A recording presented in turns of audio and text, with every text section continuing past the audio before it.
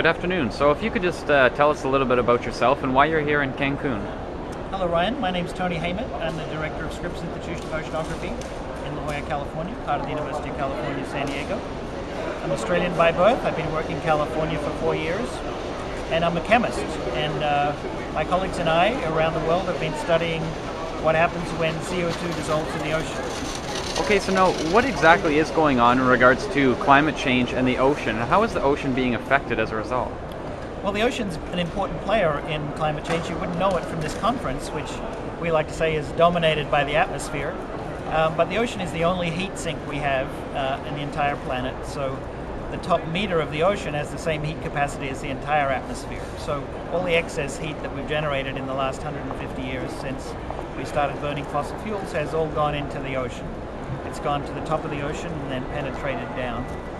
And the same CO2 that traps the heat also has another deleterious effect on the planet, and that is when it dissolves into the ocean, it increases the acidity level of the ocean and drives down the concentration of carbonate ions. And carbonate ions are what little organisms use with calcium to make calcium carbonate shells. So if we keep going on this path, anything that makes calcium carbonate, like coral, or little organisms called pteropods, which are found in high latitude regions, certainly off the coasts of Canada. The little snails that a lot of juvenile fish feed on. Then any of those organisms find it very hard and eventually impossible to make their shells. So you're saying that essentially humans are directly affecting the acidity level of the oceans?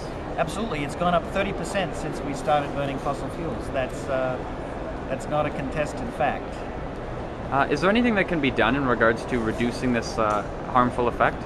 The only thing we know right now is just to stop putting CO2 in the atmosphere, because once it gets there, because 71% of the planet is covered by ocean, it inevitably can diffuse into the top layer of the ocean, and then it gets carried around by the normal ocean circulation. So if you like, this is probably the most compelling reason for us to make electricity and not make CO2. Just find another way to do it.